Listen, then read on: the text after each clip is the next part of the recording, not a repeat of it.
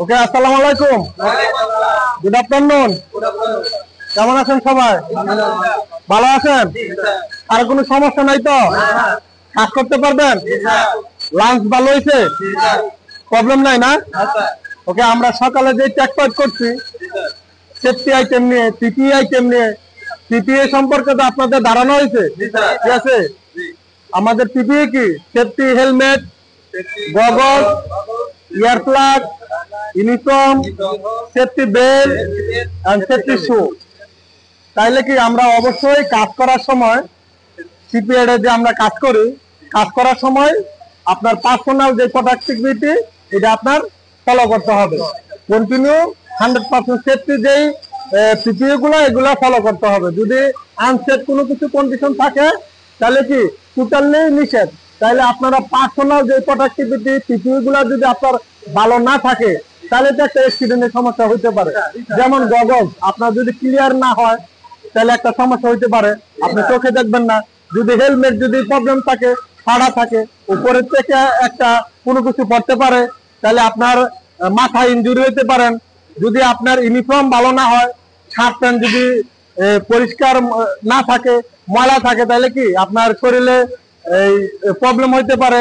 তাহলে আপনার যদি এই সেফটি শু, এটা হচ্ছে পাওয়ার সেফটির জন্য, ওই সেফটি শু যদি ভালো না থাকে, কোনো কিছু একটা প্লেট, কারণ শিপইয়ার্ডের ভিতরে সবই লোহা, তারপরে পাইপ, অনেক কিছু আছে যেগুলা পায়ের ভিতরে হিট লাগতে পারে, ঠিক আছে? তাইলে কি আমার পায়ের ইনজুরি হতে পারে। আমরা কাজ করার সময় অবশ্যই কি হ্যান্ড গ্লোভস ইউজ করতে হবে, হ্যান্ড গ্লোভস থাকতে হবে। যদি হ্যান্ড গ্লোভস ছাড়া আমরা কোনো কিছু ধরি, অনেক সময় গরম থাকতে পারে প্লেট, বা আমরা পাইপ ক্যারি করব, একটা পাপান মাথায় ক্যারি করব, একটা থেকে আরেকটা লাগিয়ে আঙ্গুলে ফিঙ্গার ইনজুরি হতে পারে। তাহলে কি ফিঙ্গার ইনজুরি থেকে বাঁচানোর জন্য আমরা হ্যান্ড গ্লোভস ইউজ করব, ঠিক আছে? মাথার ইনজুরির জন্য হেলমেট ইউজ করব। তাহলে পিপিই সম্পর্কে তো আপনাদের আইডিয়া হয়েছে, হ্যাঁ, যে কাজ করার সময় কি কি পিপিই লাগে, ঠিক আছে? তারপরে হচ্ছে কাজ, ঠিক আছে? আপনার সকালে যে আমরা চেক পাইপ করছি ওই কাজ বুঝাই দিচ্ছে যে একটা ওয়ার্কশপে কাজ করতে হলে কি কি কাজ করতে হয়। আপনারা যেহেতু স্টেজিং কোম্পানিতে যাবেন সিঙ্গাপুরে, তাহলে কি স্টেজিং সম্পর্কে, স্ক্যাফোল্ডিং সম্পর্কে আপনাদের আইডিয়া থাকতে হবে।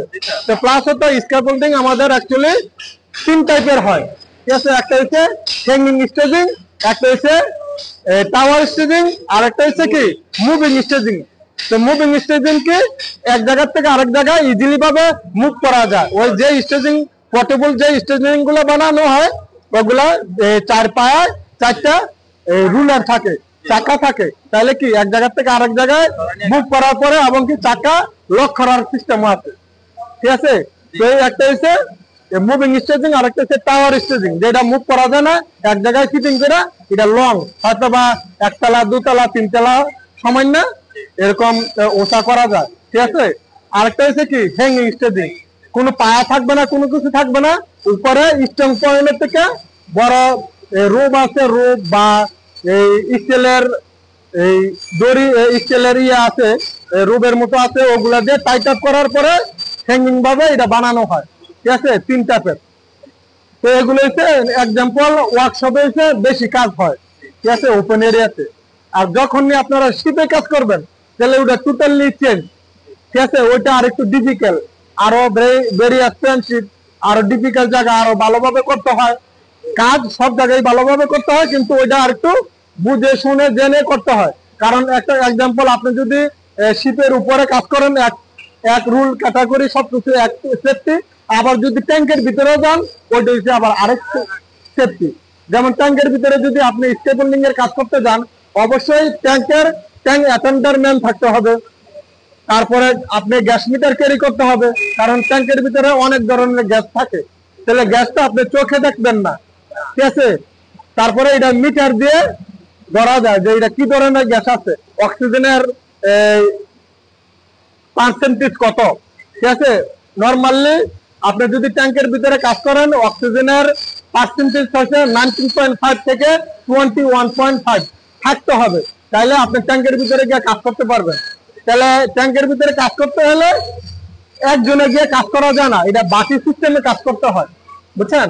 ট্যাঙ্কের ভিতরে গেলে বাটি সিস্টেমে, তো যেই ট্যাঙ্কের ভিতরে যাবেন ওই ট্যাঙ্কের ভিতরে গেলে আপনার ট্যাঙ্ক অ্যাটেন্ডারম্যান লাগবে, গ্যাস মিটার ক্যারিয়ার লাগবে।